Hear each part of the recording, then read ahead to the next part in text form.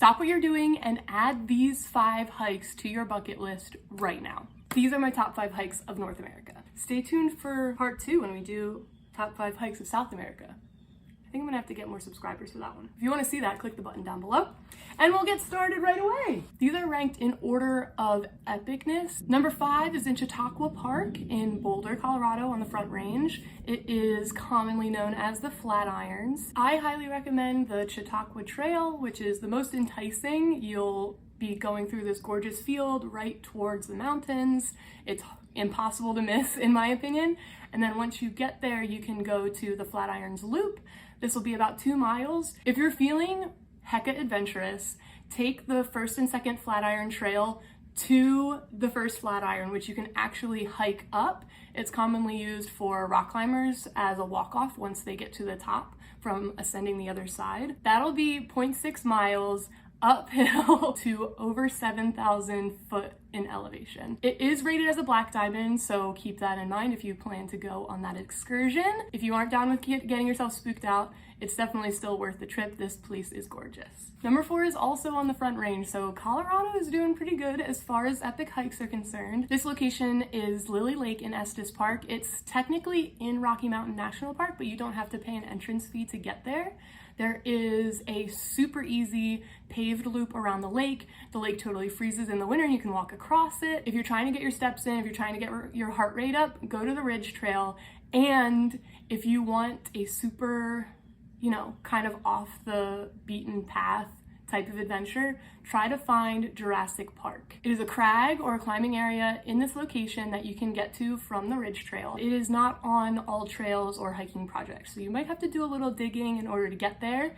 And I did get lost on the way, but it was completely worth it. It's a stunning place, even if you're not climbing.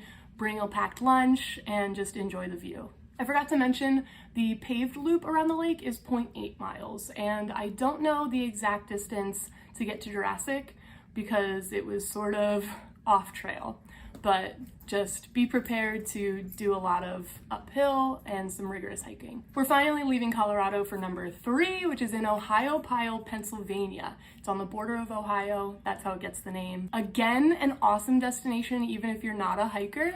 But the trail I'm going to recommend to you is in Ohiopyle State Park to Cucumber Falls. It's called the Great Gorge Trail. It's about 2 miles. It's pretty simple. You can even take a staircase just down to see Cucumber Falls if you don't want to hike. The Frank Lloyd Wright House is also in that area. That's actually why I was there. I wanted to see that, but it was closed on that day.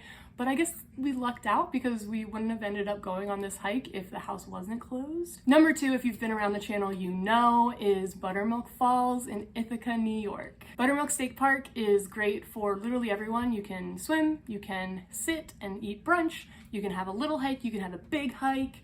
You can bring your dog, you can bring your kid, bring your grandma. It's stunning any time of year. Some of the trails I'm gonna recommend, I believe, are closed throughout the year, in the wintertime specifically. The loop that I like to do is called the Lake Treman Loop on all trails. You take the Gorge Trail to Bear Trail to Rim Trail to the Lake Treman Trail. The Lake Treman Trail is a little in disrepair right now, so you do need to either take off your hiking boots or get your shoes wet to cross over and do the full loop. It may be a little iffy in the wintertime, but totally up to you. I think it's a choose your own adventure type of thing.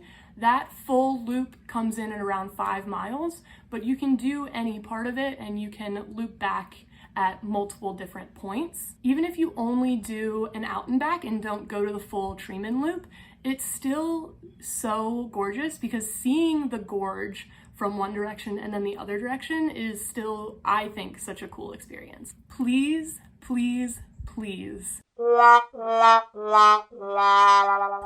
go to the passages in Agua Belle National Park. If you're not a Canadian, you're gonna need a passport, but it'll be so worth it. It will be one of the coolest experiences you ever get to do. The Passages is a 1.2 mile trail with no dogs allowed. They're very clear in that park about where dogs are and aren't allowed. There are campsites where you can have your dog. Me and Mochi were at one of them. Also in Agua Belle National Park is a huge suspension bridge on the Traverse Trail. The Traverse Trail is 2.2 miles. They do allow dogs. I would recommend you judge how brave your dog is and whether they want to go across a large suspension bridge or not. Mochi was fine. I wouldn't make her do it again. I had a really hard time finding any sort of information to show you about this trail. But luckily for you, I made a whole video about it. I also made a video about the Buttermilk Trail, so go check those out if you haven't seen them yet. If you have, click subscribe so that you don't miss any new videos. Thanks so much for hanging out, and I'll see you next time.